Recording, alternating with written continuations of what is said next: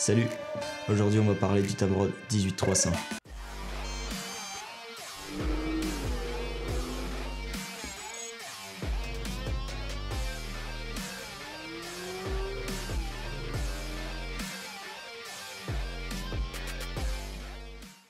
Le Tamrod 18300 c'est un objectif APS-C, donc un équivalent full frame ça ferait un 27 mm à 450 mm.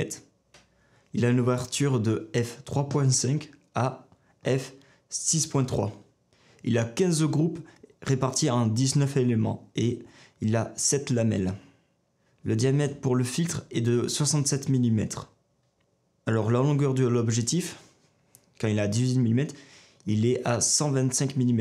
Et quand il est à 300 mm, il est à 210 mm. Le poids de l'objectif est raisonnable à 620 grammes. Il a un bouton lock et c'est le seul bouton qu'il aura sur cet objectif. En soi, l'objectif, c'est du plastique dur. C'est pas le plus quali face à du Sony, mais ça reste très raisonnable. Il fait son job et surtout pour le prix. Pour un prix de près de 900 €.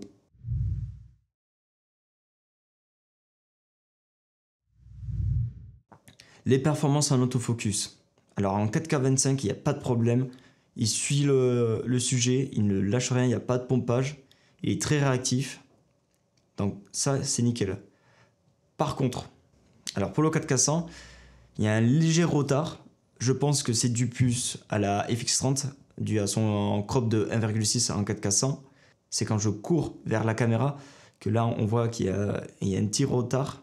Mais sinon, quand je passe sur les côtés et tout ça, ça refait vite le point, c'est précis, donc il n'y a rien à dire pour ça, l'autofocus est vraiment formidable.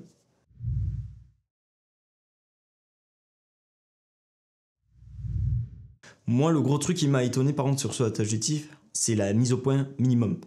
La mise au point se fait juste devant l'objectif. À 18 mm, on peut quasiment mettre l'objectif devant l'objet, et c'est net. Donc on peut faire du proxy, voire du macro. 35 mm, on se décale de 5 mm. Là aussi, on peut avoir un effet macro, proxy. Si on s'éloigne à 50 mm, là, on se décale, la mise au point minimum est de 2 cm. Alors, quand on est à 300 mm, la mise au point minimum est de 70 cm. Donc, on peut se rapprocher beaucoup des objets et avoir un effet de compression de l'image à 300 mm. Et pour ça, j'adore cet objectif parce que je peux m'éclater à essayer de faire du proxy grâce à cet objectif.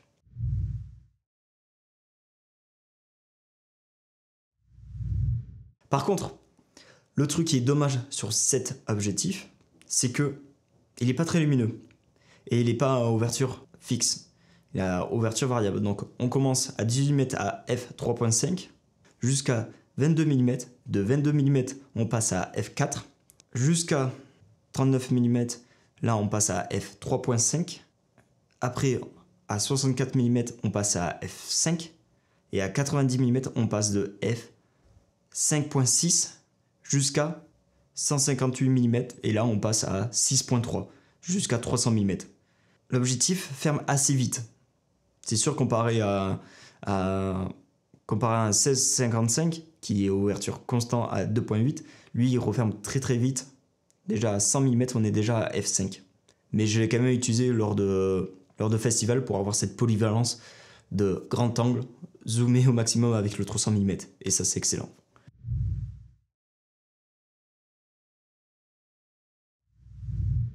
Et la raison aussi que je l'ai prise, c'est qu'il a une stabilisation, cette optique. Donc il est super polyvalent. Et de plus, il a une stabilisation. Nous dit que de 18 à 70 mm, la stabilisation de l'optique est la plus optimale. Alors, je l'ai testé à 70 mm. Quand on met en mode off la stabilisation sur le Sony, logiquement, ça désactive la stabilisation de l'optique. Vu qu'il n'y a pas de switch stabilisation on ou off, il faut activer sur Sony la stabilisation capteur. Donc c'est sûr quand on cumule les deux, donc les images deviennent exploitables.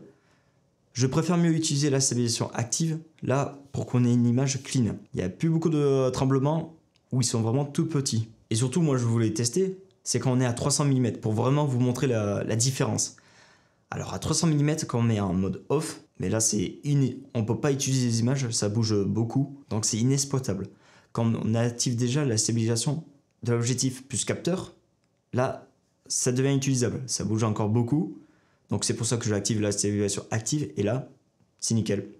Même à 300 mm, à main levée, ça devient exploitable. Parce que je rappelle que tous ces plans ont été faits à main levée. Sinon, c'est pas drôle.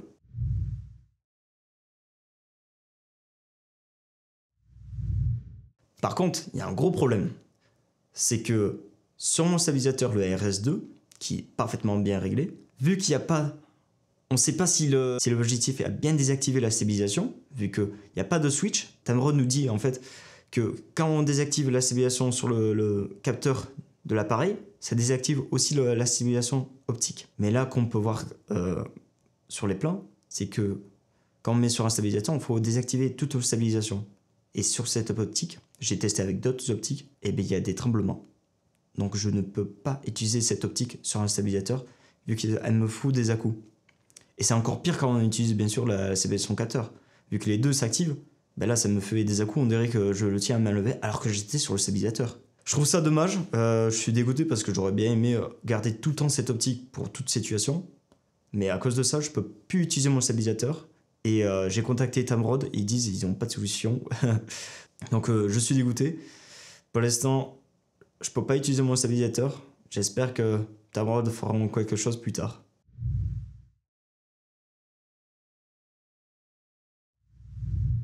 Alors cet objectif, je l'adore. Sa polyvalence, c'est la stabilisation qui est bonne. Il est excellent en plein jour. Même en pleine nuit, ça commence à être compliqué parce qu'il n'est pas très lumineux. Mais sinon, je l'adore. Les seuls trucs que je reproche, c'est il n'a pas de bouton. Il a 0 bouton. Il n'a pas de switch AF, MF. Il n'a pas d'activation, stabilisation ou en mode off. Donc ça, je trouve ça stupide. Parce que l'objectif coûte près de 900 €. Mais bon, à 900 €, il est bien placé pour son prix. Mais c'est vrai que si Tamrod, vous m'écoutez, sur la prochaine version, mettez ces boutons AF, MF, la stabilisation on ou off. C'est le seul truc, les boutons personnalisés, je m'en fous. Je veux juste ces deux switches parce que là, c'est chiant. Je suis obligé de personnaliser un bouton de ma FX30 pour ajouter l'option AF, MF. Donc voilà. Alors, vous avez bien vu, l'autofocus ça suit, la stabilisation est nickel. Le truc qui est cool aussi, c'est la mise au point, qu'on peut faire du proxy. Donc ça, je trouve ça excellent. Pour moi, cet objectif, c'est presque mon objectif ultime. Presque, parce qu'il manque quelques trucs. Les boutons, ce problème avec mon stabilisateur, et bien sûr, ce manque de luminosité en soirée. Mais sinon, si vous l'utilisez à plein jour, il n'y a aucun problème. Même pour le voyage, je trouve ça excellent. Faire quasiment du vlog avec, et ensuite, si vous voyez quelque chose, pouvoir zoomer au maximum, et être à 450 mm, c'est excellent. Vous pouvez quasiment tout faire avec. Cette possibilité de faire de la proxy qui est impressionnante, et grâce à cette stabilisation, qui est correcte, pas la meilleure, mais déjà ça te permet, toi, quand tu prends à main levée ta caméra, faire des plans plus stables. Donc voilà. N'hésitez pas à me mettre des commentaires, laisser un like, vous abonner. Et sur ce, bon vol!